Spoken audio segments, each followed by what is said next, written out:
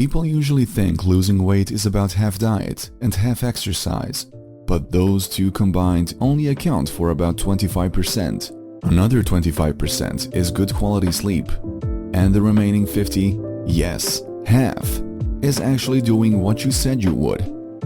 The good news? If you start a diet right now, there's a simple way to make failure almost impossible. It all begins with inspiration. There's always a spark that makes you decide to change. Maybe it's seeing someone else who's in amazing shape, or looking at an old picture of yourself and thinking, enough is enough. But here's the catch. Inspiration is powerful, yet fleeting. It might last a day, maybe two, and then it's gone. So what's next? The next step is setting a realistic, measurable goal with a deadline. For example, I'm going to lose 5 pounds by July 1st and another 5 pounds by August 1st. This gives you something concrete to work toward and even includes a checkpoint to keep you motivated along the way. After that, you need a detailed and realistic plan. Let's say your plan is to replace your usual breakfast of sugary granola, milk, and peanut butter jelly sandwich with a 1-mile jog, followed by a bowl of 15 strawberries and 3 boiled eggs. Believe it or not, this one change alone can help you lose multiple pounds of fat in just a few weeks. But having a plan isn't enough. You need to set yourself up for success. Boil the eggs the night before, wash the strawberries, and lay out your running shoes so that when you wake up, sticking to the plan is the easiest choice. If you don't prepare, you're setting yourself up to fail. Keeping peanut butter and jelly front and center in your fridge is like inviting temptation to move in. Instead, make junk food hard to access. Sure, avoiding junk food sounds easy in theory, but no matter how hard you try, tough moments will come. Like when you're staring at the menu, where every item has over 1,000 calories and the voice in your head starts whispering dangerous phrases. One cheat meal won't hurt. I'll actually start tomorrow. Spoiler, you won't. I'll just skip eating later. Maybe I'm just bulking instead. These are the moments where willpower comes into play. Willpower is the ability to tell yourself no, and you can strengthen it by anticipating your excuses and practicing saying no to them. You can even practice walking away from bad choices. But remember, willpower isn't infinite. The smarter strategy is to avoid temptation altogether. The real game changer, though, is turning your actions into habits. If you can get into that point where jogging in the morning and reaching for strawberries and boiled eggs becomes automatic, sticking to your plan gets exponentially easier. Over time, you might even start enjoying healthy eating and exercising. At that stage, it's no longer a lifestyle choice, it's who you are, and that's the ultimate goal. Now let's talk basics. Tracking fat loss isn't perfect, but progress pictures and weekly weigh-ins are good tools.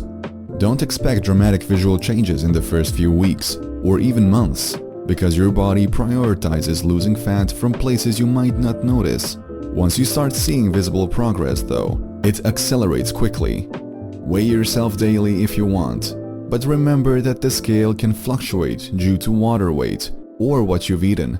Focus on weekly averages, not day-to-day numbers. To lose fat, you need to eat fewer calories than you burn.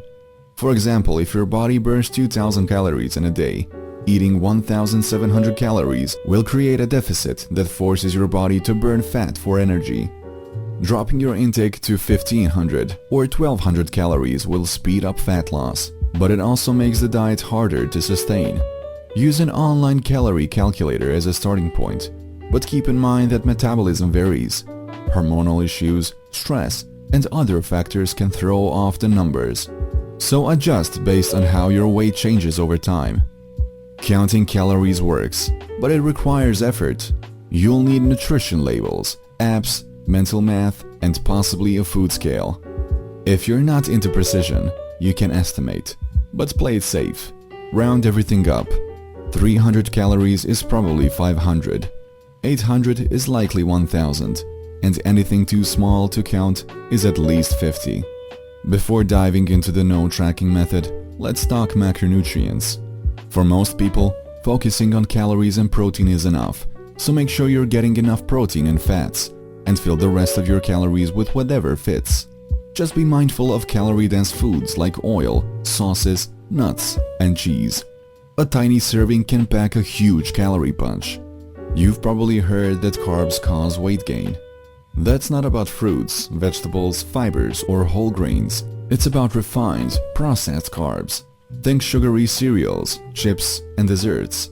These foods are engineered to be irresistible, easy to overeat, and nutrient-poor while leaving you hungrier. You can still enjoy them occasionally, but they often come with consequences like cravings and poor blood work results. The secret to losing fat without counting calories? Shift toward minimally processed foods. Swap junk food, chips, and sugary snacks for fruits, vegetables, lean protein, healthy fats, and whole grains. These foods are filling and nutritious, making it easier to stay in a calorie deficit without feeling hungry. Compare 200 calories of Oreos to 200 calories of strawberries. The difference is staggering. Here are some additional tips. Stop snacking unless it's on fruits, vegetables, or low-calorie options. Most people snack out of boredom, stress, or thirst, not hunger. Drink more water. It's filling and can curb hunger pangs. Keep a large bottle nearby to stay hydrated and avoid sugary drinks. Avoid liquid calories. Sodas, juices, and milkshakes add up quickly. Try smaller plates and portion sizes to trick your brain into feeling full faster. Don't let one mistake derail your progress. A slip-up doesn't mean you failed. Exercise plays a role too. Lifting weights boosts metabolism, builds muscle, and burns calories. Walking 10,000 steps a day is a simple way to burn extra calories, and cardio, whether steady state or high-intensity intervals, can accelerate fat loss. Don't forget non-exercise activities like taking the stairs, cleaning, or fidgeting. They burn more calories than you think. Finally, prioritize sleep. Sleep regulates hormones that directly impact fat loss. Even if you think you're getting enough rest, double-check your habits. Quality matters as much as quantity.